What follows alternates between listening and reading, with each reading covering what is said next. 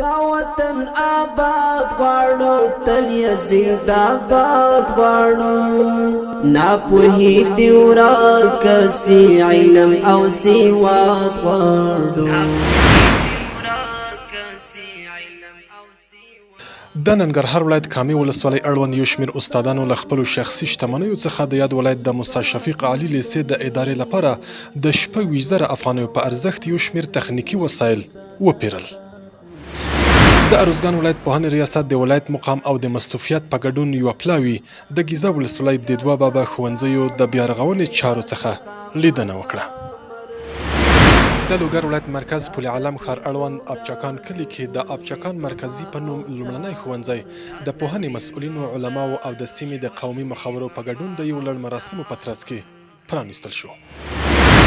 د جوزجان ولایت خواجه دوکوه ولسوالۍ اړوند په چوغان کلي کې یو باب لومړنی ښوونځی د یو لړ مراسمو په ترڅ کې د پوهنې رئیس، علماو، قومي مخورو او د سیمو د خلکو په ګډون پرانیستل شو. د دایکنډي ولایت پوهنې ریاست د یاد ولایت په مرکز او ولسوالیو کې دیني مدارسو ته د درسي کتابونو د ویش لړۍ پیل کړه.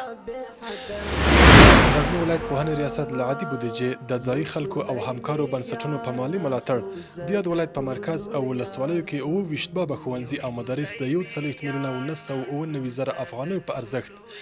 رغول شوي یا بیا ځلې رغولي دي، چې له دې جملې څخه یې د 3 بابه ښوونځیو ودانۍ تر کار لاندې. سږ کال د پکتیا ولایت په مرکز او ولسوالیو کې د یو شمېر ښوونځیو لپاره د ځایي خلکو له لوري د 5 میلیونو افغانیو په ارزښت 14,127 متره مربع ځمکه وقف شوې ده. د پکتیکا ولایت پوهنې ریاست د یو همکار بنسټ په مرسته د مرکز او ولسوالیو په ګډون د سیمه ییزو ټولګیو 470 تنو ښوونکو ته 2 ورځنی روزنیز سیمینار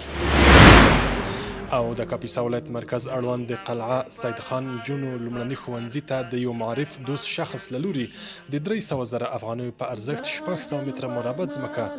وقف شوه.